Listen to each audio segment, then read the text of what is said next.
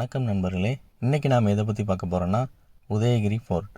இதோட லொக்கேஷன் வந்து பார்த்திங்கன்னா நாகர்கோவிலேருந்து 14 கிலோமீட்டர் டிஸ்டன்ஸில் புலியூர்குறிச்சி அப்படிங்கிற ஊரில் தான் இந்த உதயகிரி ஃபோர்ட் இருக்குது. நான் கூகுள் மேப் லிங்க்கை வந்து டிஸ்கிரிப்ஷனில் ஷேர் பண்ணியிருக்கேன், பார்த்துக்கோங்க. இதுதான் உதயகிரி ஃபோர்ட்டினுடைய வாசல். இது வந்து திருவிதாங்கூர் அரசாட்சி கீழே தான் இந்த ஃபோர்ட் வந்து கட்டப்பட்டது. இதனுடைய தலைமையிடம்னு வந்து பார்த்திங்கன்னா பத்மநாபபுரம் தான் இந்த கோட்டைக்கு வந்து தலைமையாக செயல்பட்டுள்ளது. 16ஆம் நூற்றாண்டில் வந்து சின்னதாக ஆரம்பித்தது. 18ஆம் நூற்றாண்டில் வந்து திருவிதாங்கூர் அரசர் மார்த்தாண்டவர்மரால் இது அதுக்கப்புறம் விரிவாக கட்டப்பட்டது. இதனுடைய யூஸ் என்னன்னு பார்த்தீங்கன்னா ஆயுத கிடங்கு, அதாவது ஆயுதங்களை சேமிப்பதற்காக இதை யூஸ் பண்ணியிருக்காங்க. அதே மாதிரி இந்த துப்பாக்கி, இந்த மாதிரி ஈட்டி, வாள் போன்ற எல்லா ஆயுதங்களும் இங்கே தான் மேனுஃபேக்சர் பண்ணியிருக்காங்க அந்த டைம். இப்போ நாம் வந்து இந்த இடத்துக்கு பேர் வந்து கன்னியாகுமரின்னு சொல்கிறோம்.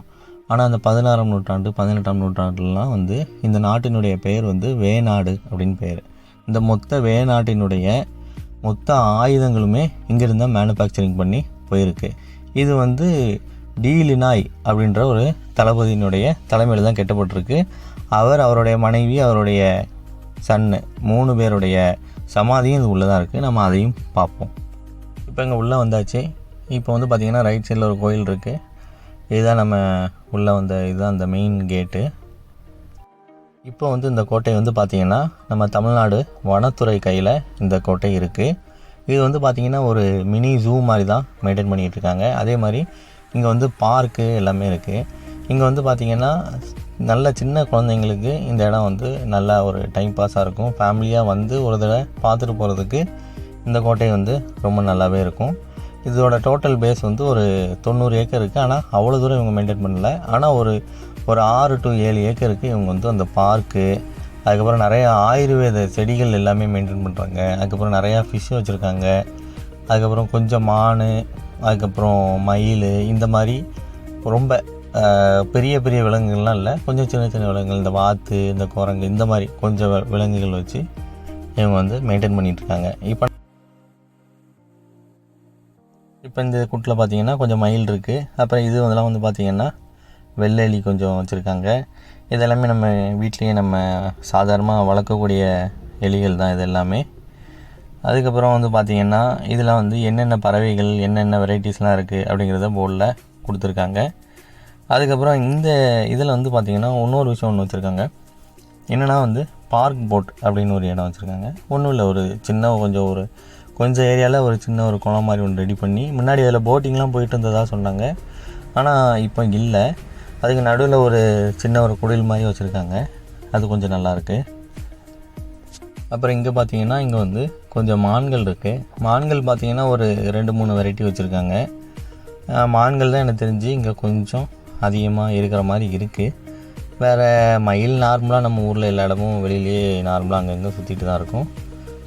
மான்கள் மட்டும் கொஞ்சம் வெரைட்டி அதிகமாகவும் கொஞ்சம் நிறையாவும் இங்கே இருக்குது.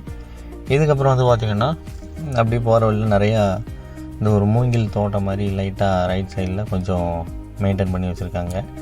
அதுக்கப்புறம் இந்த ஒன்று அந்த சின்ன குழந்தைங்களுக்கெலாம் பார்த்தா தெரிகிற மாதிரி ஒவ்வொரு மரத்தினுடைய பேர், இப்போ ஒரு ஸ்பெஷலான மரம் எதுவும் இருந்துச்சுன்னா அதனுடைய பெயர் எல்லாமே நோட் பண்ணி ஃபுல்லாக வந்து குழந்தைங்கள பேஸ் பண்ணியே தான் இந்த பார்க்கை வந்து உருவாக்கியிருக்காங்க.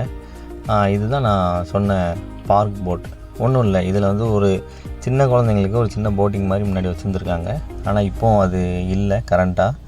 அந்த ஃப்ரண்ட்டில் நான் சொன்னேன்ல, அந்த நடுவில் ஒரு சின்ன குடில், அவ்வளோதான்.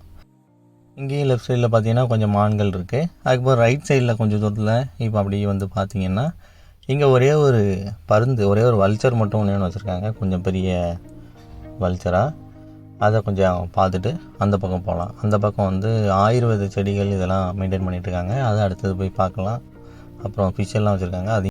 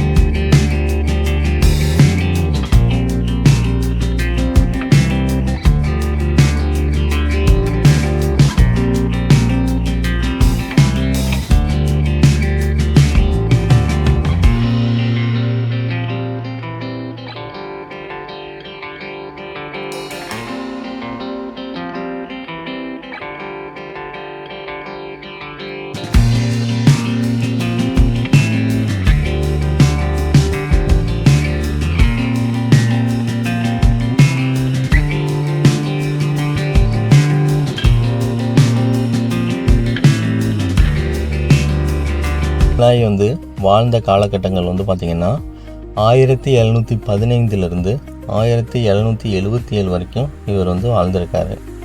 இவர் வந்து பார்த்திங்கன்னா ஒரு டச்சு தளபதி, பிரான்ஸை சேர்ந்தவர். ஆக்சுவலாக வந்து இங்கே வந்து பார்த்திங்கன்னா பிரிட்டிஷ்காரன் மட்டும் வந்து அந்த காலத்தில் வந்து நம்மகிட்ட வந்து சுரண்டலை. ஏகப்பட்ட பேர் போர்ச்சுகீஸு அப்புறம் யூரோப்லேருந்து எவ்வளோ பேர் வந்து இங்கே வந்து சுரண்டியிருக்காங்க. அதில் டச்சும் ஒருத்தங்க. அப்போ பார்த்திங்கன்னா கன்னியாகுமரியிலேருந்து அந்த கேரளா வரைக்கும் உள்ள அந்த சைடு ஃபுல்லாமே இவங்களோட ஆட்சியில் ஒரு டைமில் இருந்திருக்கு. அப்போ ரொம்ப டாமினேஷனில் இருந்திருக்காங்க. அந்த டைம் தான் வந்து பார்த்திங்கன்னா திருவிதாங்கூர் அரசுக்கும் அந்த டச்சு அரசாங்கத்துக்கும் வந்து பார்த்திங்கன்னா வணிக ரீதியாக பிரச்சனை வந்திருக்கு. அப்போ அதில் வந்து ஒரு வார் வருது. அந்த வாரினுடைய பெயர் தான் வந்து குளச்சல் வார். இந்த குளச்சல் வார் வந்து ரொம்ப ஒரு ஃபேமஸான வார். இந்த குளச்சல் வாரில் வந்து டச்சு வந்து முழுமையாக வந்து திருவிதாங்கூர் அரசுக்கிட்ட தோற்று போயிடுது. அதுக்கப்புறம் இவருங்க அடிமையாக வந்தார் டீலினாய். அப்புறம் கொஞ்ச நாளில் வந்து மன்னர்கிட்ட வந்து ரொம்ப நல்ல பேர் வாங்கி அப்புறம் பிற்காலத்தில் வந்து மன்னருக்கே ரொம்ப ஆஸ்தான தளபதியாகவும் ஆனார். இவருடைய தலைமையில் தான் வந்து வட்டக்கோட்டை ஃபோர்ட்டாக இருக்கட்டும், இந்த உதயகிரி ஃபோர்ட்டு எல்லாமே இவருடைய தலைமையில் தான் கட்டப்பட்டது.